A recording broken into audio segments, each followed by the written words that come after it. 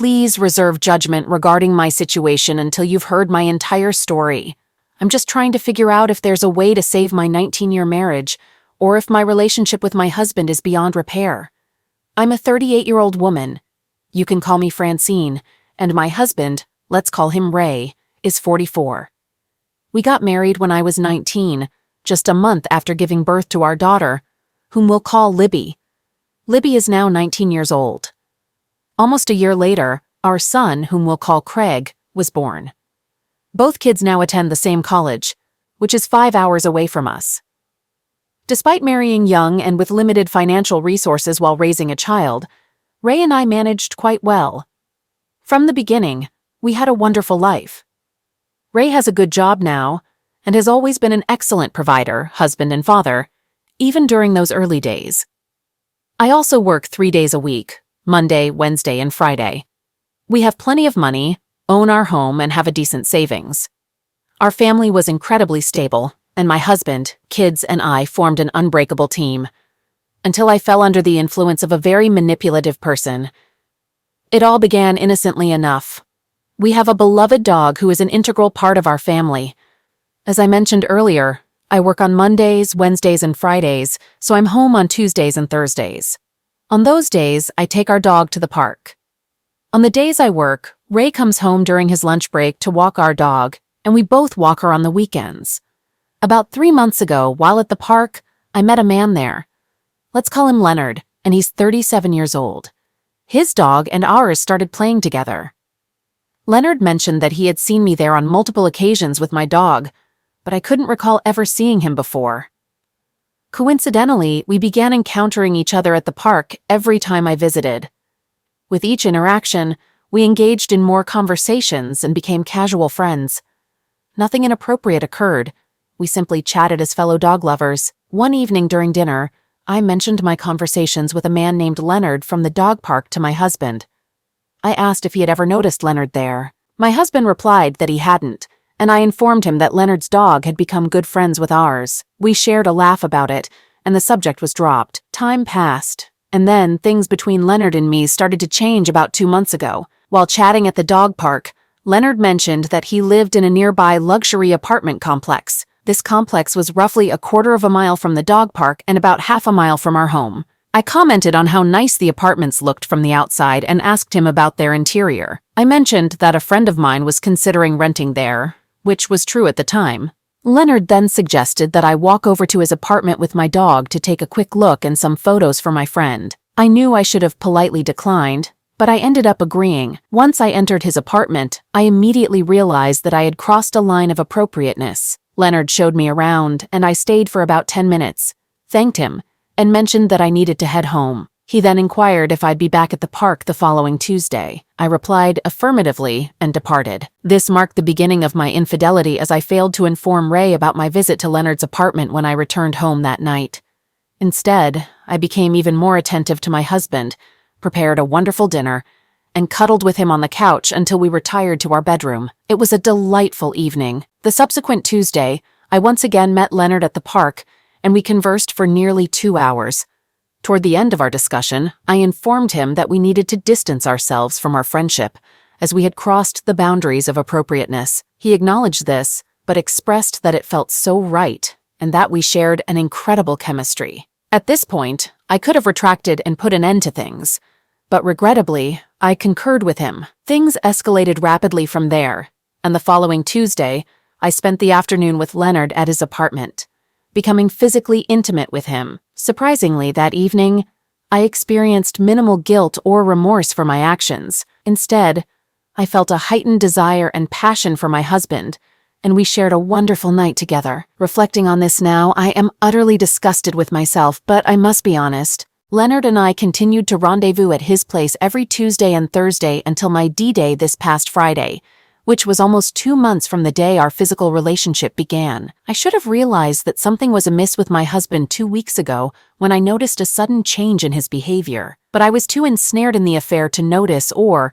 perhaps, to care. That's when my husband's behavior shifted. He began responding with brief answers and avoided engaging in conversation with me. He also turned down my requests for intimacy on multiple occasions and no longer initiated it himself. During this period, he started working late, often not returning home until after 8 p.m. He claimed that he and his colleagues were engrossed in a major presentation and that they were all having takeout meals at the office. While such significant projects did occur occasionally, it was unusual for them to persist for 2 consecutive weeks. When I questioned him about it, he simply stated that it was a highly classified project set to conclude on Friday. I accepted his explanation and felt relieved, anticipating the return of my affectionate husband. He assured me that he would make up for lost time and promised an emotionally charged weekend ahead. However, the emotions I encountered on Friday were not what I had expected. Upon arriving home, I discovered a large manila envelope taped to the door, bearing my name. Upon opening it inside, I was utterly shocked. The envelope contained numerous pages of messages exchanged between Leonard and me on the fake Facebook accounts we had created to communicate during our affair. As I perused these messages, I burst into tears and struggled to catch my breath. It was so overwhelming that I even contemplated calling 911. I tossed the envelope to the floor and began pacing around the house, uncertain about who had left it at my door. Was it Leonard? Or perhaps my husband? Or could it have been someone else? My questions were answered when I entered the bedroom. There, right in the middle of the bed, sat a white gift box adorned with a large red bow and a card tag bearing my name in the to line and my husband's name in the from line. Anxious and trembling, I carefully removed the bow and opened the box, only to discover divorce papers inside. At that moment, I realized my world had collapsed, and I simply lay on the bed, sobbing uncontrollably into a pillow. After about an hour of pondering my next steps and rehearsing what I would say to my husband, I called him, but he didn't answer. I persisted with my calls, but he remained unresponsive. Resorting to texting, I messaged him, but received no reply. Anxiously, I paced around the house, wondering how to handle the situation. I then attempted to contact my daughter and son through both calls and texts, but they too were not answering, which struck me as unusual. Shortly thereafter, I received a text from my husband, informing me that he was aware of everything, as were our children, his extended family, and, as of 15 minutes ago, my own parents. He explained that he had moved out and signed a lease for an apartment, adding that I would soon be hearing from his attorney. He concluded the message by saying, "Enjoy your new life with Leonard." Upon reading his message, I wept for hours, pausing only to answer a call from my mother. However, instead of providing comfort, she launched into a tirade without allowing me to utter a word, ultimately hanging up on me. I repeatedly tried calling her back, but she refused to pick up. I reached out to my dad and he answered. When I asked to speak with my mom, he informed me that she had nothing more to say to me at that moment. My father proceeded to express his deep disappointment and shame in me, admitting that he never imagined his own daughter could commit such an act. His words shattered me, and I couldn't hold back my tears as I repeatedly apologized. He remained silent as I continued to speak. Once I had finished pouring out my emotions, he advised me to compose myself and strive for better. I responded with a simple, "Okay, Daddy, I will," and we concluded our conversation. At this juncture, I felt too humiliated to confide in my friends or another family member, so I retreated to my bedroom and cried alone. I decided it was necessary to call Leonard, both to inform him that our relationship had come to an end and to seek a comforting presence during this difficult time. When I dialed his number, he immediately questioned why I was using my phone instead of our fake Facebook accounts. I didn't mince words and told him that my husband had discovered our affair and was pursuing a divorce. Leonard's response was a simple, "Oh no, he knows? How?" My answer was that I didn't know how he found out. Leonard inquired further, asking if my husband had stumbled upon my Facebook account. I speculated that he must have. Leonard pressed on, asking whether my husband knew who he was. I confirmed that he did, as my husband had mentioned Leonard by name in the text message I received. Leonard's reaction was a string of expletives, and he began shouting the F word loudly, causing his dog to start barking. After his outburst, he composed himself and stated, "Okay, I'm sorry this happened, but you were careless. Let's sever all ties, delete our accounts and phone numbers. Hopefully you can salvage your marriage. Please, don't contact me again." I found myself both surprised and disgusted by his lack of courage, and I simply responded with an "okay." That was it. There were no apologies for wrecking my marriage, no inquiries about how he could make amends, no expressions of gratitude, just self-preservation talk from a shallow individual. How could I have been so foolish as to cheat on Ray with anyone, let alone someone as repulsive as Leonard? I'm writing this at 3 a.m. on a Tuesday morning, which should give you an idea of my state of mind. I've taken the entire week off to focus on trying to get my husband and kids to talk to me so I can offer my apologies and work on healing and moving forward. Does anyone have any suggestions on what to do next? My spirit is crushed and I feel utterly alone. I've lost everything except my dog as a consequence of my actions. Have any of you who have strayed experienced being cut off so swiftly by your spouses? I mean, Ray is gone and wants nothing to do with me. I understand how hurt he is, but to completely remove me from his life and initiate divorce proceedings over this single foolish mistake seems incredibly harsh. Please help! Update. I'm returning here because I need an outlet to cope with the intense pain I'm currently experiencing. I just had a conversation with my kids while they were on their way back to town. After 3 days of them ignoring my calls and texts, I had hoped they were calling to talk and allow me to apologize. Unfortunately, what I got was a barrage of insults, disrespect, and hurtful names. These were words I had never heard either of my kids use before. Libby, in particular, was exceptionally harsh, and it seemed to influence her brother's behavior. I did apologize, emphasizing that I had manipulated Leonard, and I felt somewhat victimized by that guy. I reminded them of the years of being a great mother and a good wife to their father, up until now. However, my daughter insisted that I was once great, but had now become terrible. The worst.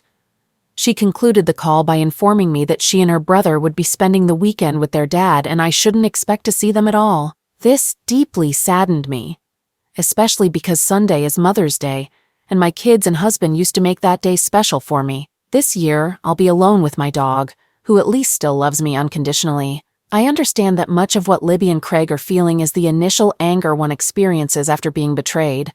Still, I can't help but feel awful about their reaction. I'm not seeking pity here, just some words of encouragement. I'm grateful to those who have sent messages of support. It has genuinely helped me so far. I'll provide updates when I can. Update 2. I wanted to provide an update as I've received many requests to do so. I've been attending individual counseling, IC, for 2 weeks now, and it's been quite helpful. My counselor is a wonderful woman who has given me the courage to keep moving forward. She explained that at this point, I've done everything I can to mend the relationships with my family. The best course of action now is to step back and wait. If they come back, it means we always had and will have love. If they don't, it suggests they never really loved me. Additionally, she recommended transcendental meditation, which I started last week. It has brought me a greater sense of peace and inner calm. I feel more in control of my mind than ever before. So that's where things stand in my world right now. I'll provide further updates if needed. In my next update, I hope to report that my husband and kids have welcomed me back, and we're once again a happy family. Update 3. It's been a while, but I'm here with an update. Get ready, as I have a lot to share, including some good and bad news. A couple of weeks after my last update, I discovered I was pregnant. Yes, at the age of 38, I became pregnant after trying for more than 15 years to have a third child. This news was both shocking and overwhelming. I was filled with joy at the prospect of the baby being Ray's, but I also felt terrified at the thought that it might be Leonard's child. I went into a complete panic mode. My first instinct was to tell Ray, but I realized that if I did and the baby wasn't his, I would lose him forever. Moreover, if the baby turned out to be Leonard's, I didn't want to keep it. If I ended the pregnancy and Ray ever found out, he would never forgive me because he's against such procedures. So, here's what I did. I contacted a DNA clinic and inquired if they could perform a prenatal DNA test without needing the father's saliva. The lab said it was possible, but only with specific other body samples, which I didn't have. The only potential sample was hair follicles. I found a few on my husband's brush, but there weren't nearly enough for a complete sample, so I hit a dead end there. My contingency plan was to reach out to Leonard and ask him to participate in and cover the cost of a prenatal DNA test. However, he had blocked me and deleted his Facebook account, so I decided to visit his workplace and catch him when he arrived. When he saw me, he initially tried to ignore me and then, with a disgusted tone, asked what I was doing there. I insisted that I had something important to discuss, and we needed to have a conversation. He expressed his disinterest in talking to me any further, and apologized for being a factor in my marriage falling apart. Internally, I thought, yeah, right. Why didn't you consider that before relentlessly pursuing me? Without hesitation, I blurted out that I was pregnant, and he was the father. He responded by saying, "Oh no, you're not going to trap me with a baby. I'm familiar with this tactic." I told him to pay close attention. I said that if he didn't want me to walk into his office and immediately report his inappropriate behavior to the HR department, he needed to comply with my request. I then instructed him to schedule and cover the cost of a paternity test, providing him with the clinic's contact information. I made it clear that if he didn't take these steps within 48 hours, I would proceed with reporting the situation to his HR department. On that evening, Leonard unblocked my phone and sent me a text, stating that he had scheduled an appointment for the following Tuesday at 10 a.m., knowing I had the day off. We both arrived at the clinic office, but there was no conversation between us. They called Leonard in first, where they collected his saliva sample, and then it was my turn, and they drew a blood sample.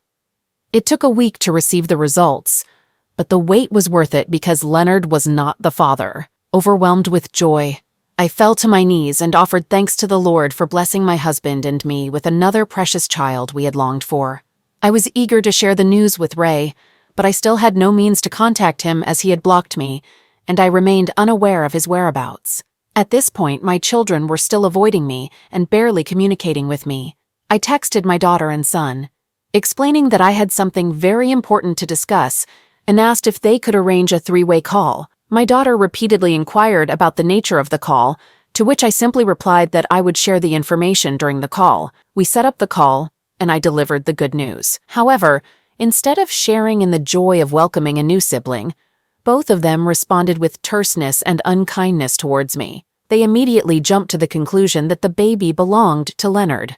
I reassured them, saying that I was certain it was your father's child. My son then inquired how I could be so sure, and I explained that I had calculated it based on the estimated conception date. At that time, I didn't have the actual conception date and didn't want to mention the DNA test with Leonard, so I opted to clarify it in this manner. My daughter then accused me of intentionally trapping her father by getting pregnant. I asked her how that could be possible, as all of this occurred before your father even knew about my involvement with Leonard. She responded, reiterating her point, accusing me of deliberately getting pregnant by her dad in case he discovered my affair. She believed the baby was my way of ensnaring him. I refuted her claim, emphasizing that it was absurd, and reminded her that her father and I had been trying for years to conceive. After lengthy discussions, they eventually agreed to talk to their father and ask him to call me. I anxiously awaited Ray's call that night, but it never came. The following morning passed without any communication as well. Then, a little after 1 p.m. on the subsequent day, I received a call from Ray's attorney. She left me a voicemail, and I promptly returned her call. She explained that she was representing her client and had been informed about my pregnancy, along with my claim that the baby belonged to her client. Upon hearing this, I couldn't hold back my emotions and started crying uncontrollably.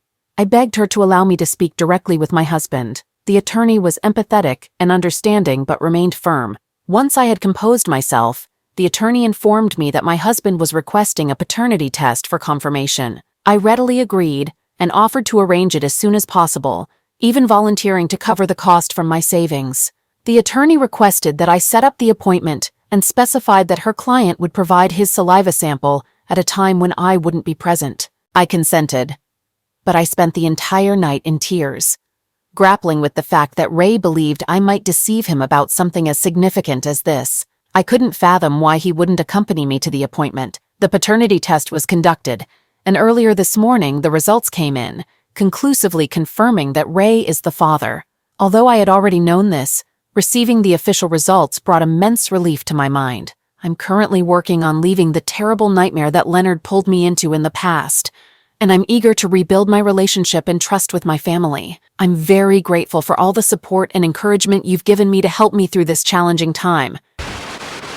Final update. I received numerous requests for an update, so I'm here to share how things have been progressing for my family and me. While we're still a work in progress, each day gets us closer to rebuilding the family we used to be before Leonard selfishly caused harm and my errors contributed to it. Firstly, Ray and I went through with the divorce. Despite my pleading and begging, and even with the confirmation that I was carrying his child, he proceeded with the divorce. I had high hopes after the DNA test confirmed he was the father, eagerly anticipating speaking with him and being held in his arms while he assured me everything would be all right. However, that moment never came.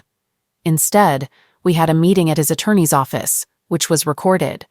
During this meeting, he informed me of his decision to proceed with the divorce and expressed his desire for us to transition into a good co-parenting relationship. I couldn't hold back my tears and asked for a moment to compose myself. When I returned, we discussed custody arrangements, with him wanting to split custody time with me. I told him that I preferred him to have full custody, which once again brought me to tears. Ultimately, our divorce was finalized, and we divided assets and custody of our young child evenly. I received 1 year of alimony and ongoing child support. Ray also agreed to cover 50% of the taxes, insurance, and utilities for our family home for 2 years to ensure a safe and secure environment for the baby. In late January, our precious little one was born, and he's indeed a miraculous child. Not only did he grace our lives after 15 years of trying, but he's also been instrumental in reuniting our family. My relationship with my daughter Libby and my son Craig has returned to its normal, and they adore their little brother. Libby even joined me in the delivery room during the birth. Since his birth, both my kids have been coming home from college every weekend, taking turns holding the baby.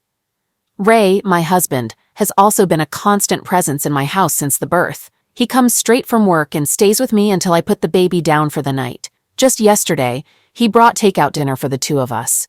And while we didn't eat together, I see this as a positive development. He and I are on very friendly terms, and we haven't brought up the affair or the divorce. I haven't pressured him or discussed the possibility of us reconciling. I'm still attending individual counseling, and my therapist advised me to give him space and avoid discussing our relationship, which I've been doing, and it seems to be working. Each passing day, I feel like I'm gradually regaining the love and connection with my husband. I've applied a similar approach with Libby and Craig. If I do manage to win Ray back as a husband or even as a life partner, I'm committed to never jeopardizing our relationship. He, along with my kids, means the world to me, and I'll do everything in my power to show them how much I value and cherish them. I don't have any more updates at the moment. While I wish things could return to the way they used to be, I understand it's not possible. So I'm focusing on appreciating what I currently have, which, in my opinion, is quite wonderful. This might be my final post, unless Ray and I decide to officially reconcile. If that happens, I'll return to share the good news with everyone. Once again, a big thank you to all who supported me throughout this journey. All right, that was a fun story. Now let's move on to another exciting one. Stay tuned and let's dive in. Hello, I just need to share what's been bothering me lately and could use an outside perspective. I'll try to sum it up for you in the end. In February, my husband, 33 male, and I, 31 female, had been married for a year when he had to go on a crucial business trip to the UK for 3 weeks. Unfortunately, things got extended, and he and his team had to stay an extra 2 weeks to finalize the deal. This marked the first time we'd been apart since we got together 6 years ago, so I was dealing with a whirlwind of emotions. I tend to become overly clingy and emotional when things don't go as planned, and this is a trait I've always had. I'll admit that it can be challenging to live with me at times. Additionally, I grapple with some mental health issues that contribute to my insecurities and paranoia, especially when it comes to the fear that my husband might be cheating. The fact that he extended his trip by 2 weeks only fueled my concerns. I even went as far as calling his office to confirm that his entire team was indeed still in the UK. During this period of separation, I struck up a friendship with our neighbor, and one night, after watching a movie together, things took a turn. I recognized that I allowed things to get out of control, but I was overwhelmed with worry about my husband's situation. That night, our neighbor became physically affectionate, but my anxiety caused me to stop things from progressing further. However, the following day, I revisited the situation because I didn't want to regret not knowing where things might lead. They did lead to a full-blown affair. Over the next few encounters, whether at my place or his, I continued to be anxious about my husband's situation, but I didn't feel an overwhelming sense of guilt. This has led me to question if there's something wrong with me. Now, Things took a messy turn when my husband returned home in early March without any prior warning. He thought he'd surprise me, as if that was a good idea. The house was in complete disarray. Empty beer cans, snack wrappers scattered all over, the bed resembling a tornado aftermath, and dirty laundry strewn around. It was quite a sight. I suppose it's somewhat understandable, given that I wasn't prepared for my husband's unexpected return. Otherwise, I would have tidied up, especially the bed, which was a dead giveaway. When he inquired, I simply explained that I had friends over because I was feeling lonely. We played games, had some drinks, and it was nothing out of the ordinary. I'm not sure if he bought my explanation, but after seeing the state of things, he decided to do some cleaning. I tried to dissuade him because I knew there might be incriminating evidence lying around, and indeed, there was. He discovered a bag in the trash containing a used rubber, its wrapper, and a toothbrush. My heart sank, and my hands trembled.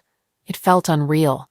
Somehow, I managed to maintain my composure and informed my husband that there were 2 couples among the friends I had invited over, implying that things had gotten intimate. My husband gazed at me for an extended moment, and in that instance, I could tell he didn't believe me. So I came clean about the affair, about my involvement with our neighbor. My husband's expression shifted to one of disappointment, hurt, anger, and fear all at once. I'm not sure what came over me, but the next thing I knew, I was on my knees, pleading for forgiveness and another chance. However, deep down, I'm not even certain if I deserve one. I realize I made a massive mistake. I tried to explain that it was a one-time thing, driven by my vulnerability during his absence, but he didn't believe it. He suggested that we might have been involved throughout the time he was away. My husband outlined 3 conditions for us to move forward. 1, it was a singular occurrence. 2, it wasn't premeditated, just a foolish, impulsive blunder, perhaps under the influence of alcohol. 3, there are absolutely no romantic feelings between us. He made it clear that if all these conditions aren't met, he'd leave. He also asked to review my phone conversations with the other guy from the past few months to ensure there were no plans or signs of romance. However, I had deleted those conversations without any backups. So, all he has left is to trust me? Frankly, if he had seen those messages, it might have been the end of our marriage anyway. My instinct tells me he might be better off without me. I'm contemplating initiating a divorce. I've heard he's already consulted a lawyer, and I'd prefer to be the one to file rather than him serving me. So, what are your thoughts? I know I wronged him, but I believe there must be a way to navigate through this. Couples face more challenging situations every day and still manage to sustain their relationships. I'm open to your advice and eager to hear your perspectives. Update. Hello everyone, I wanted to provide an update on the situation I previously discussed. I'm grateful for all your advice and support during this tough time. Having this community to turn to has been a great help. After doing some deep thinking and having more conversations, my husband and I decided to sit down and talk once more. I realized it was time to be completely honest about everything, which meant sharing the truth about the affair that occurred during his business trip. It was a challenging conversation, but I believed it was necessary for both of us to fully grasp what had transpired. I confessed my mistakes, acknowledged my wrongdoings, and admitted to not considering his feelings. It was an intense and emotional moment, but I felt that complete transparency was crucial. In response, my husband experienced a range of emotions. He felt hurt, angry, and confused while trying to process what I was revealing. He requested some time to contemplate, and I agreed, giving him the space to process it all. During this period, he reached a decision and shared his thoughts with me. He expressed that he felt hurt not only by the affair itself, but also by the subsequent lies and deception. Trust had been shattered, and he recognized that rebuilding it would be a lengthy and challenging process. He asked me to leave the house, explaining that he needed time to figure out our future. However, I declined because despite my actions, I'm still his wife and have legal rights to the house. I couldn't simply leave without a plan in place. Currently, tensions are high and emotions remain raw in our situation. He has attempted various methods to persuade me to leave, including becoming very angry, having violent outbursts, resorting to guilt trips, and generally being manipulative. However, I've reached a point where I have nothing to lose, so I've straightforwardly informed him that I won't be moving out. I acknowledge that he needs time to process everything and make a decision about our future, but he'll have to do it with me in the house. Don't misunderstand me. I deeply regret the pain I've caused, and I'm fully committed to taking responsibility for my mistakes. I don't believe that this should be the end of our story. I have much more to offer, definitely not to the neighbor, just to clarify. I understand that there's a long road ahead, but I'm willing to put in the effort required to rebuild trust if that's what's necessary to salvage our marriage. I genuinely believe that every couple faces their own unique challenges, and it's possible to overcome difficult situations if both parties are willing to make the effort. I'm still hopeful for an opportunity to mend our relationship, but I'm also preparing for the possibility that my husband might decide that parting ways is the best option for us. Once again, I want to express my gratitude for your support, advice, and understanding. Having a space to share and receive guidance during such a challenging period means a lot. I'll continue to provide updates as things develop. Please keep us in your thoughts and send positive vibes our way. Update. Hello, I'm back with another update. Recently, my husband served me with divorce papers, and it was a devastating blow. I had held on to a slim hope, but it seems he's determined to move forward with the divorce.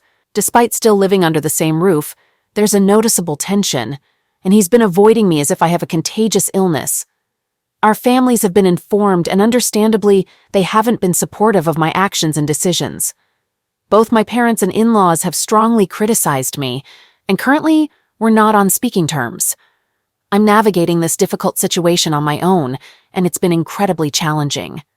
The thought of divorce is frightening, not only due to the potential societal shame, but also because of the impact it would have on my life.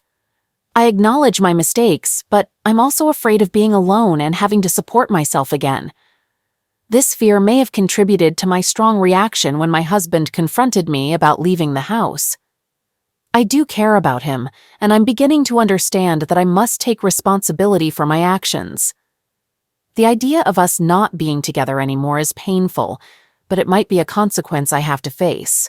I've had the desire to start a family, and in the past few days, I've been feeling unwell, so there's a glimmer of hope on that front. I realize that given the circumstances, it may not be a possibility now, but I also believe my husband would not abandon his child. So, perhaps having a baby could be a solution? I'm aware that eventually, people in our small town may find out about our situation, and that's something I'll have to confront. I'm heading out shortly to have a pregnancy test done at the lab. I've tried home kits, but they've all come back negative. I'm anxious and feeling ill just thinking about what might happen if I'm not actually pregnant. Is this truly the end for us? Edit. I'm not pregnant.